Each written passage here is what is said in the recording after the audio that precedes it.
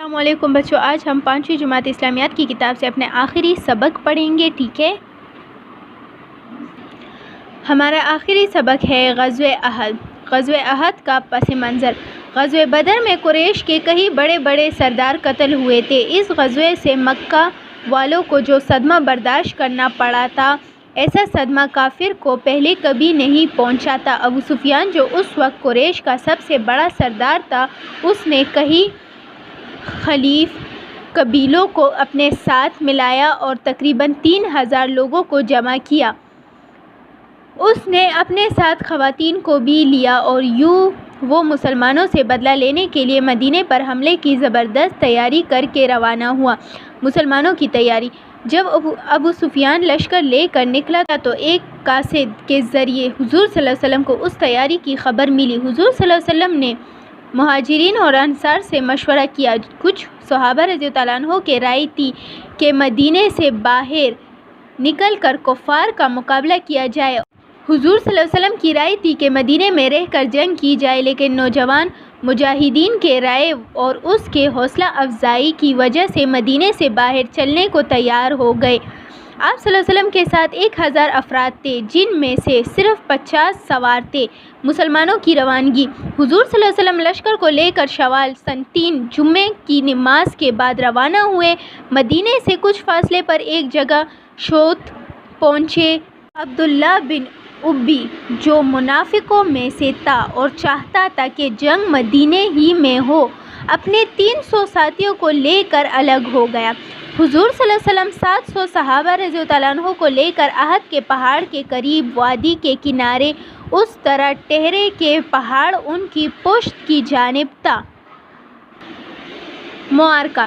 ہفتے کے دن آپ صلی اللہ علیہ وسلم نے مسلمانوں کی صفیں درست کی اور 50 تیر اندازوں کو حضرت عبداللہ بن جبیر رضی اللہ عنہ کی کمان میں اس گھاٹی پر مقرر فرمایا جہاں سے اندیشہ تھا کہ دشمن پیچھے کی طرف سے مسلمانوں پر حملہ کر سکے گا۔ صلی اللہ علیہ وسلم نے فرمایا کہ ہمیں فتح ہو یا شکست، تم اس درے کو نہ چھوڑنا۔ اس روز حضور صلی اللہ علیہ وسلم نے 2 زریں پہنی تھیں۔ کفار کی طرف سے پہلے ابو عامر عبداللہ آیا۔ مسلمانوں کی طرف سے حضرت زبیر رضی اللہ عنہ نے طلحہ عبدری، جس نے کافروں کا جھنڈا اٹھا رکھا تھا، کو قتل کیا۔ جھنڈے کو طلحہ کے بھائی عثمان نے تھام لیا، جسے سید الشہداء حضرت امیر حمزہ رضی اللہ عنہ نے قتل کیا۔ ابتدا میں مسلمانوں کو غلبہ حاصل ہوا، کفار کے حوصلے پست ہو گئے اور وہ میدان چھوڑ کر بھاگ نکلے۔ مسلمانوں نے مال غنیمت جمع کرنا شروع کر دیا۔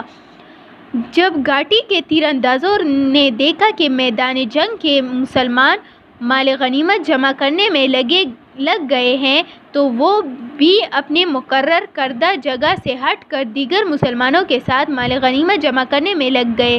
ان کے سردار حضرت عبداللہ بن جبیر رضی اللہ عنہ نے ان لوگوں کو بہت منع کیا اور نبی اکرم صلی اللہ علیہ وسلم کی تاکید بھی یاد دلا دی، لیکن وہ یہ سمجھ کر کہ اب جنگ ختم ہو چکی ہے، گھاٹی سے ہٹ گئے۔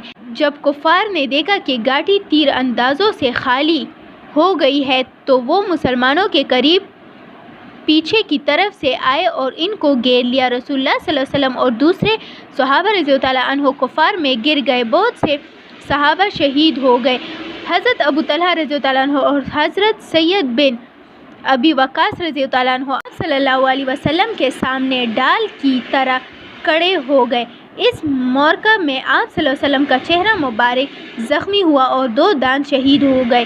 اس دوران ایک کافر نے حضرت معذب بن عمیر رضی اللہ عنہ کو شہید کر دیا۔ چونکہ ان کی شکل حضور صلی اللہ علیہ وسلم سے ملتی تھی، اس لیے مشہور کر دیا کہ نعوذ باللہ، اس نے حضور صلی اللہ علیہ وسلم کو قتل کر دیا۔ یہ خبر سن کر مسلمان پریشان ہو گئے۔ ایسے وقت میں بھی حضور صلی اللہ علیہ وسلم نے سب صحابہ رضی اللہ عنہ کو جمع کیا اور اپنے خیمے کی طرف لے گئے۔ یہاں پر بھی ابو سفیان اور خالد بن ولید، جو اس وقت تک مسلمان نہ ہوئے تھے، نے حضور صلی اللہ علیہ وسلم پر حملہ کیا، لیکن ناکام ہوئے اور مکہ واپس لوٹ گئے۔ اطاعت امیر کی اہمیت۔ اس جنگ میں مسلمان جیت گئے تھے اور کفار میدان چھوڑ کر بھاگ نکلے تھے، لیکن چند مسلمانوں کی غلطی کی وجہ سے 70 صحابہ شہید ہو گئے۔ اس سے مسلمانوں کو یہ سبق ملا کہ رسول اللہ صلی اللہ علیہ وسلم کی نافرمانی کیسی مصیبتیں پیدا کر سکتی ہے۔ ہماری کامیابی صرف اس بات میں ہے کہ اپنے امیر کی اطاعت کریں۔ اطاعت امیر کو حضور صلی اللہ علیہ وسلم نے بہت اہمیت دی ہے۔ آپ صلی اللہ علیہ وسلم نے فرمایا، مسلمانوں کو اجتماعی معاملات کی ذمہ داری کی بات سننا اور ماننا ضروری ہے، چاہے وہ حکم اپنی طبیعت کے لیے خوشگوار ہو یا ناخوشگوار، بشرطیہ اس میں اللہ کی نافرمانی نہ ہو۔ آپ صلی اللہ علیہ وسلم نے مزید فرمایا، اگر کوئی جشی غلام بھی تمہارا امیر ہو اور وہ تمہیں اللہ تعالیٰ کی کتاب کے مطابق لے کر چلے تو اس کی اطاعت اور فرمانبرداری کرو۔